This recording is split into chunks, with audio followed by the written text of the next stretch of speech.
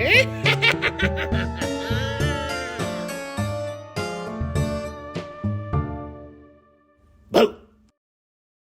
folks, this is a video on how I put together my Halloween witch for my home haunt. I want to take you through an overview. I believe that every home haunt needs a scene where they have a Halloween witch. They're just, classic and iconic and pretty doggone spooky. I started this project by covering a mannequin head in some plastic shopping bags and then strips of bed sheet that I dipped in PVA glue. Allowed that to dry and cut it off of the mannequin head, and it gives a great form to start working off of. Now, I put more plastic bags down inside the head and then capped it off with a sort of cork of spray foam. And you can see I'm using a reference from an old book I have called Things Go Bump in the Night. It's from 1979. I created these eyes with some polymer clay and some cabochons, and then I just built out the rest of the face with some masking tape and cardboard, hot gluing those eyes in place, and then I'll come back and start adding on the cellulose clay. You want to make your larger features from something like, well, you want to give it an armature, essentially, for this stuff to sit on top of. But it does allow you to make folds and wrinkles and so forth. And this is the first layer. Once you've smoothed it out and allowed it to dry fully, you can put additional layers if you want, or you can move to a different type of clay, which is what I did, something like an air-dry clay that's much smoother. And you can see I'm using various tools to create the features of the face.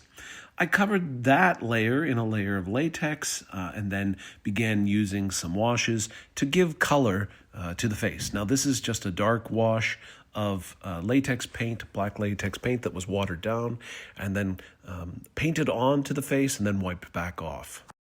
This emphasizes all the various creases in the face and all the details and really brings out all of that sculpture that you put together. Once you have the initial layer of dark colors on, then I started bringing in some additional colors like the pink inside the mouth for the gums and green along the skin. This is again just a layer of acrylic paints that will come back and varnish at the end with a matte finish. So I started building the body. You see I jumped around a little bit by cutting some 3/4 inch PVC pipe and just drilling and screwing out the joints in order to affix them in place. For my hands, I took some cardboard with a layer of Loctite foam and then sculpted those as well into the shapes that I thought I could use.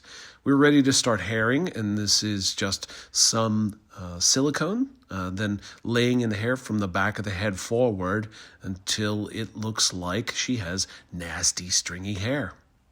This whole project took me a couple of weeks to put together, working on it when I had a little free time, and I would say that in total it cost me about $50. The hair I found at a flea market. The polymer clays can be expensive, but you do have to understand that you can spread them out over several projects. Once I had the body completed, the painting and hair in place, we needed to move on to a costume. This is often kind of a weak spot for me, but I started by covering the limbs in some pool noodle, and I had some additional costume items that I tried using to create a look for this witch. I also went to the Goodwill and I purchased some just various items, a little wicker basket. I found some old plastic fruit that I was going to put into her basket, and this is furniture foam that someone was throwing out. I collected and then used it to bulk out her body to give her more of a thicker shape.